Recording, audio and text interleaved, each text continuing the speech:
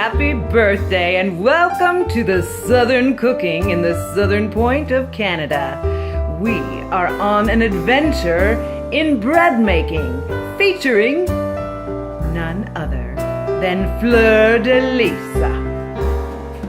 Hello! Happy birthday, honey! I am going to show you how to make a foolproof bread. That doesn't mean that you're a fool. It just means that any fool could make it. Now, if I were going to show you to make the bread that my mama showed me and her mama showed her before that, it would take lots of work.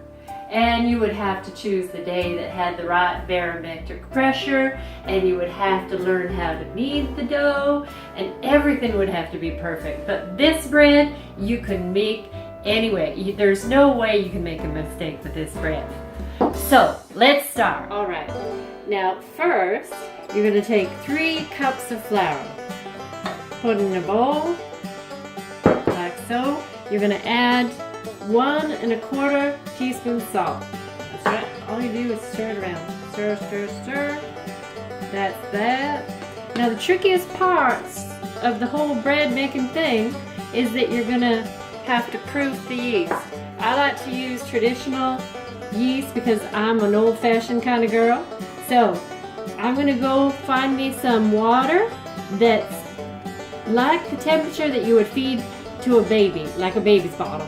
You test it on the inside of your wrist, make sure it's not too hot, not too cold. So I'm just going to go do that. Just one moment.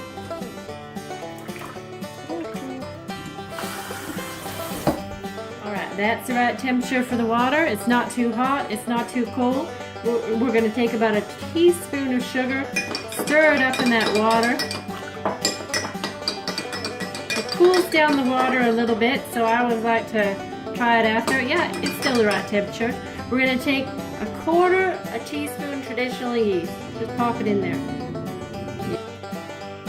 Alright, so now what you're going to want to see with the yeast is that there's things going on. It's got a life of its own. Over about 10 minutes or so, it's going to start bubbling a little bit. Things are going to be happening. I know this yeast is fine because I just bought it. So, I'm going to add it to my flour mixture. Make sure I get all of it. Because it's such a small amount of yeast that you put in, I'm going to make sure I get all of it in the dough. Just one moment, I need a different spatula. Alright, get in there.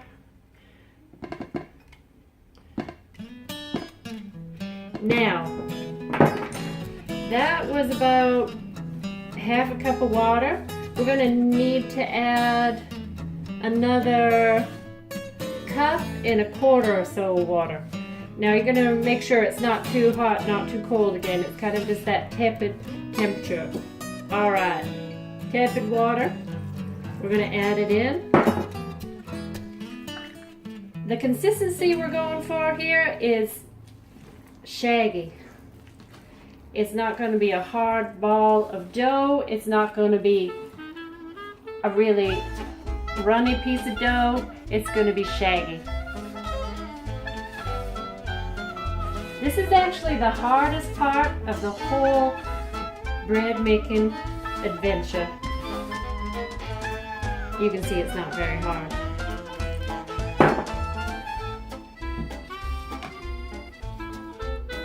Fleur de Lisa, Yes. how much muscle are you using in your arms? Not very much muscle. No. No. You don't want to break a sweat at all. Wow. But sometimes I like to put a little bit of flour on my cheeks just to make it look like I've been working hard. It makes the bread taste better. Yeah, exactly. Thank you. Thank you, honey. Thank you. Alright, so this is what we call, well, I'm going to add a little bit more. This is what we call shaggy. Shaggy. Shaggy. We're going to get all the dough on the outside and we're going to make sure it's all in there because now it gets to have a good long sleep. It has to sleep for about 12 to 18 hours, preferably 18. You have to make sure that it's covered and then it's in a warm temperature. I have been known in the wintertime to take this bowl of dough into bed with me to keep it warm. No way. Yeah, because when the house is too cold, it's not a good idea to leave it just hang out in the cold temperature. Grab a cover, put on like so, and you can leave it in the sunshine. That the yeast likes that, or like I said, bring it to bed with you. All right, now this has been staying overnight for at least 12 hours, preferably 18. You're gonna open it up, make sure it's all done some bubbling and it's grown a bit. Yes, it has. You're gonna add some flour and you're just gonna stir it down. And that's all you do, stir it down. Super easy. Stir and stir. So it's not so runny, it's just a little bit more, it's shaggy. We call it shaggy. It means it's not too hard and it's not too soft. It's just right. Alright, you want to get all of the dough from around the edge because that's going to be part of the bread. And we're almost done. That's it. Cover it up, leave it for at least another 2 hours. Alright, now we are ready to bake the bread. So, we have the temperature at about 400 degrees. Sometimes you can put it at 450, but you have to watch your cookware. It has to be able to handle the temperature.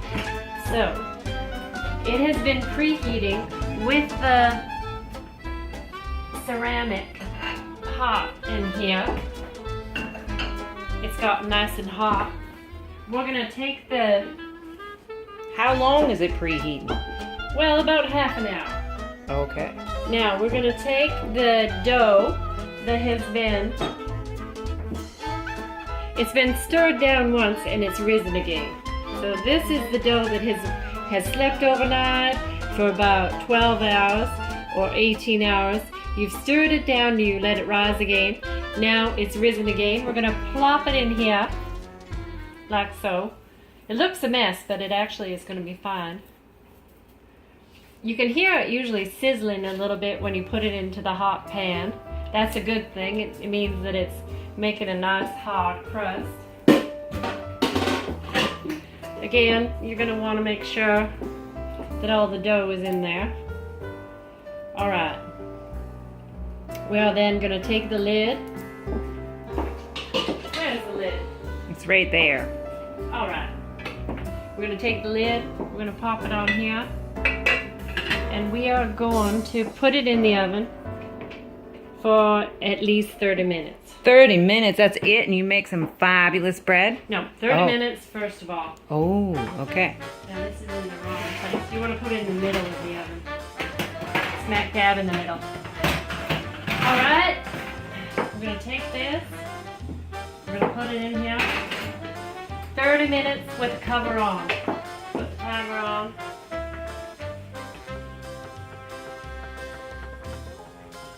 Now what do we do for 30 minutes? Well, we can drink some bourbon. Bourbon. Would you like? Okay. Alright, let's do it. Well, it's beeping. It's been 30 minutes, and Fleur-de-Lisa she's gone to the spa. So I guess this is my job now. So it's 30 minutes. We can turn off the timer, but we're going to keep the stove on. And I've been told that I pull the bread out. Ooh, it's looking good. And I'm going to take the roof off. Okay, I got 2 hands here. Just wait me a second. You didn't see that, but I just took the roof off, and now it's open to be cooked for another 15 or 20 minutes. So it's nice and crispy. So I'm here to show you what the bread's gonna look like. Ooh. Yeah, we'll let it cool for a little bit, and then I'm gonna cut me some bread up and smooth some butter on it. Well, I couldn't wait. It is so good. I got butter on it. I'm gonna do some peanut butter. Crunchy. and yummy. There's the bread. Okay. All right, Elizabeth. Now that is how you make a foolproof bread. You know, my mom always told me, you give a woman a loaf of bread, you feed her for a day. You tell that woman how to bake the bread, you feed her for a lifetime. And we want you to have a whole lifetime of good bread. We love you so much. Happy birthday. Mwah!